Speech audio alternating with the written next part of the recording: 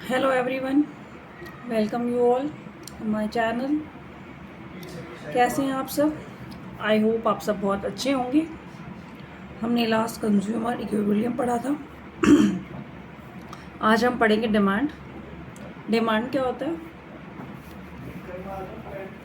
Demand बहुत interesting chapter है। आप सब सोच रहे होंगे डिमांड में हम सब क्या पढ़ने वाले हैं और हम डिमांड चैप्टर में क्या पढ़ेंगे।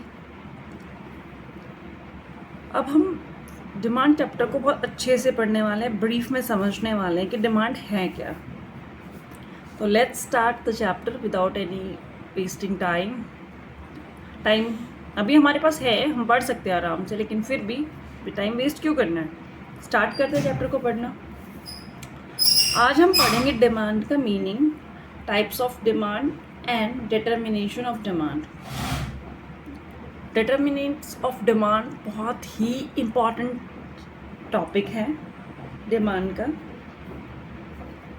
तो देखो बच्चों, हम स्टार्ट कर रहे हैं अब डिमांड। अगर हम डिमांड की बात करें, आप खुद समझ सकते हो डिमांड क्या होता है। डिमांड क्या कैसे करते हैं हम डिमांड, है ना। छोटी छोटी चीज़ों के लिए हम घर में ही डिमांड करते रहते हैं। तो हमें पहले डिमांड को समझना होगा कि डिमांड है क्या। Demand refers to quantity of commodity which a consumer demand. Demand क्या है? Refers to quantity of commodity, किसी कमोडिटी की क्वांटिटी को रिफर करती है ये, कि आपको कितनी क्वांटिटी चाहिए। और डिमांड करता कौन है? डिमांड कौन करेगा? कंज्यूमर डिमांड करेगा। हाँ जी। तो यहाँ से आप डेफिनेशन पढ़िए इसके डिमांड की।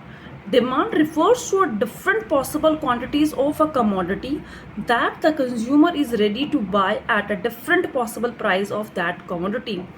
क्या है डिमांड? क्वांटिटीज, कमोडिटी की क्वांटिटी है जिसे एक कंज्यूमर परचेज करना चाहता है पॉसिबल प्राइस पे। वो हमारी डिमांड है, हम किसी भी चीज़ के लिए डिमांड कर रहे हैं। यस। और क्वांटिटी डिमांडेड क्या है ये भी हम पढ़ेंगे आगे। अब हम अच्छे से डिमांड को समझ लेते हैं पहले, डिमांड है क्या और डिमांड कैसे करते हैं। देखो, डिमांड करने के लिए सबसे पहले हमें किस चीज़ की ज़रूरत होती है? क्वांटिटी की। क्वांटिटी क्या है? क्वांटिटी है कि कितने नंबर ऑफ यूनिट्स आपको डिमांड करना है, आपको कितनी नंबर ऑफ यूनिट्स चाहिए ये तो डिफाइन करो। कि आपको किसी क्वांटिटी में एक चीज़ चाहिए, 2 चाहिए, 3 चाहिए, 4 चाहिए, 10 चाहिए, 12 चाहिए, या 15, 20, 100, 1000, कितनी क्वांटिटी आपको रिक्वायर्ड है। सबसे पहले आपको ये देखना होगा वो क्वांटिटी किसी भी कमोडिटी की जो एक कंज्यूमर विलिंग करता है और एबल भी है, वो क्या है? वो डिमांड है। अब तो इम्पॉर्टेंट बात क्या है, आप उसको समझो। हमें दो चीज़ें चाहिए होती है डिमांड करने के लिए। एक होता है विलिंगनेस और एक है एबिलिटी। अब विलिंगनेस क्या है? अब आपको ये कंफ्यूजन हो रहा होगा कि डिमांड करने के लिए दो चीज़ें चाहिए, विलिंगनेस और एबिलिटी। लेकिन विलिंगनेस और एबिलिटी है क्या? तो पहले हम विलिंगनेस को समझ लेते हैं।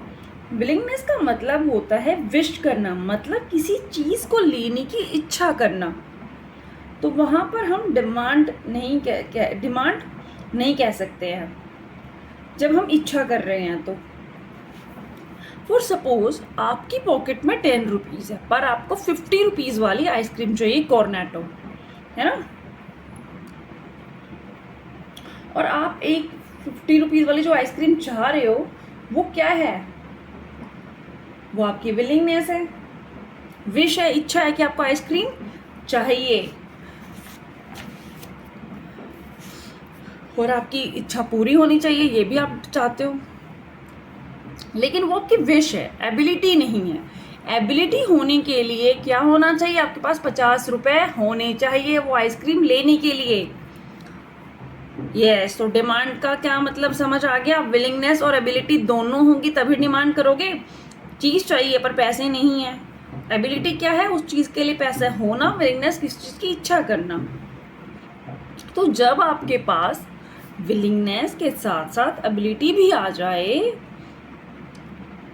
बिकॉज डिमांड में हमें दोनों चीज़ें चाहिए, तभी हम डिमांड कर सकते हैं। विलिंगनेस प्लस एबिलिटी दोनों। अभी एग्जाम्पल बताया था मैंने आइसक्रीम वाला, आपके पास 10 रुपये है लेकिन आपको 50 रुपये की आइसक्रीम चाहिए, आपकी इच्छा है, विलिंगनेस है। और एबिलिटी क्या है, अगर 50 रुपये होते तो आप वो आइसक्रीम ले लेते, तो वो क्या है, एबिलिटी। तो विलिंगनेस के साथ एबिलिटी होना ही डिमांड है। अब इसकी क्वांटिटी का जो डिमांडेड है उसका मीनिंग समझ लीजिए आप। Quantity demanded refers to a specific quantity to be purchased against a specific price of commodity. Quantity demanded क्या है, it's refers to a specific quantity to be purchased against a specific price of the commodity. I hope आपको समझ आ गया होगा ये। हाँ जी, तो demand basically क्या था, दो चीजों से मिलकर बना है, विलिंगनेस प्लस एबिलिटी। और ये इंपॉर्टेंट भी है, जब ये दोनों हैं तो आप मार्केट में किसी भी चीज की डिमांड कर सकते हैं। अगर आपके पास विलिंगनेस और एबिलिटी है तभी आप मार्केट में डिमांड करेंगे, नहीं तो नहीं कर पाएंगे। सिर्फ इच्छा से नहीं होगा ना, कि आपने मन में इच्छा कर ली कि आज मुझे मूवी देखनी है, पॉकेट में पैसे ही नहीं है तो मूवी कैसे देखोगे आप। एबिलिटी क्या है, पैसे होना। तो डिमांड कैसे कर पाएंगे, जब आपके पास विलिंगनेस और एबिलिटी दोनों हैं। और डिमांड हमारे पास बेसिकली ना दो टाइप की हो सकती है। अब हम पढ़ेंगे डिमांड्स के टाइप। डिमांड के टाइप्स में क्या क्या है, इंडिविजुअल डिमांड और मार्केट डिमांड। पहली क्या है, इंडिविजुअल डिमांड, दूसरी क्या है, मार्केट डिमांड। यस, डिमांड कितने पार्ट्स में डिवाइडेड है, 2 में, individual demand and market demand. तो अभी हम पढ़ेंगे इसके आगे कि मार्केट डिमांड, इंडिविजुअल डिमांड क्या होती है।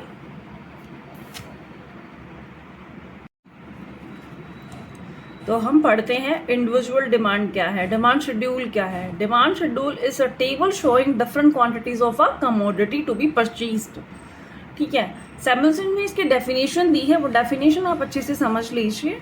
The table relating to price and quantity demanded is called the demand schedule. ये क्या है, डिमांड है। इसके टाइप्स इंडिविजुअल एंड मार्केट। तो सबसे पहले इंडिविजुअल डिमांड क्या होता है, हम पढ़ते हैं इंडिविजुअल डिमांड है क्या। इंडिविजुअल डिमांड, अगर हम सब देखें इंडिविजुअल डिमांड होता क्या है, अगर हम देखें डिमांड क्या है, demand refers to a quantity of commodity. Demand refers to a quantity of commodity which a consumer is willing and able to buy. कौन से कंज्यूमर, अ कंज्यूमर, मतलब एक consumer is willing and able to buy at each possible price.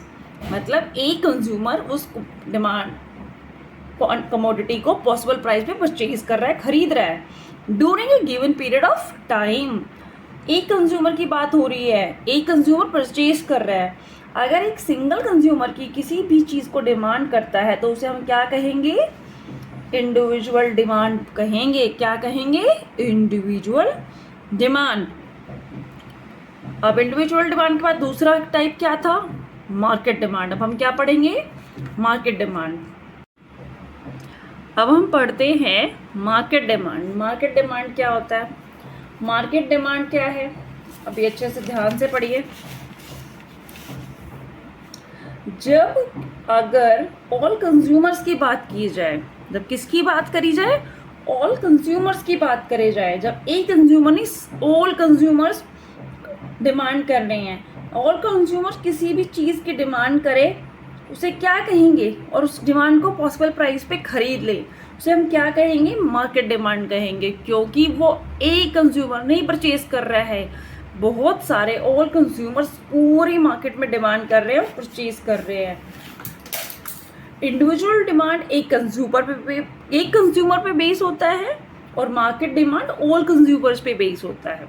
ये फर्क है individual demand में और market demand में। ठीक है, समझ आ गया आपको इंडिविजुअल डिमांड और मार्केट डिमांड क्या है। तो प्लीज़ सभी लोग चैनल को सब्सक्राइब कर लीजिए ताकि आपको वीडियोस टाइम पर मिलती रहे, और लाइक करिए वीडियो को, कमेंट करिए आपको और दूसरे टॉपिक पे जो भी टॉपिक समझ ना आया हो वो टॉपिक आप मुझे कमेंट बॉक्स में लिखें, मैं आपको अलग से उसकी क्लास करा दूंगी। आप मैक्सिमम मुझे कमेंट करिए और उसी अकॉर्डिंग मैं क्लास शेड्यूल कर दूंगी। जो भी टॉपिक आपको मुझसे पढ़ना हो आप मुझे कमेंट बॉक्स में मैसेज कर सकते हैं, मैं वो टॉपिक आपको करा दूंगी। अब हम पढ़ेंगे determinants of demand, individual demand. अब हम पढ़ते हैं डिमांड के फंक्शंस और डिटर्मिनेंट्स ऑफ डिमांड। क्या होते हैं डिमांड के डिटर्मिनेंट्स? डिटर्मिनेंट्स का मतलब होता है factors affecting, means factors affecting. इस डिमांड को जो फैक्टर्स अफेक्ट करते हैं उसे हम क्या बोलते हैं? डिटर्मिनेंट्स बोलते हैं। कौन कौन से फैक्टर्स हैं जो डिमांड को अफेक्ट करते हैं, अभी हम उसको डिटेल में पढ़ेंगे। हमारा प्राइस ऑफ कमोडिटी है, प्राइस ऑफ रिलेटेड गुड्स है, इनकम ऑफ द कंज्यूमर है। उनको परचेज करने के लिए ये सब चीज़ें मैटर करेंगी। तो सबसे पहले हमारा है प्राइस ऑफ कमोडिटी। सबसे पहले क्या मैटर करेगा? प्राइस ऑफ कमोडिटी मैटर करेगा। तो अब हम पढ़ेंगे price of commodity. Price of commodity सबसे इंपॉर्टेंट फैक्टर होता है मार्केट इंडिविजुअल डिमांड करने के लिए प्राइस। देखो, आप कोई भी चीज़ ले लो, आप हमेशा सबसे पहले उसका प्राइस कंपेयर करोगे। अब आप कहोगे प्राइस का क्या क्या मतलब हुआ? प्राइस का मतलब है, सीधी सी बात है कि किसी भी चीज़ का प्राइस बढ़ने लगता है तो कोई भी सामान इकोनॉमी में महंगा होने लगता है। जब प्राइस ज़्यादा है तो आप डिमांड कम करेंगे, प्राइस कम है तो डिमांड ज़्यादा करेंगे। तो देखो, अगर प्राइस बढ़ रहा है तो क्या होगा? डिमांड कम हो जाएगी, और अगर प्राइस घट रहा है तो डिमांड बढ़ जाएगी। ये हमेशा एक दूसरे के ऑपोजिट काम करते हैं। आया समझ? अब नेक्स्ट हम पढ़ेंगे प्राइस ऑफ रिलेटेड गुड्स।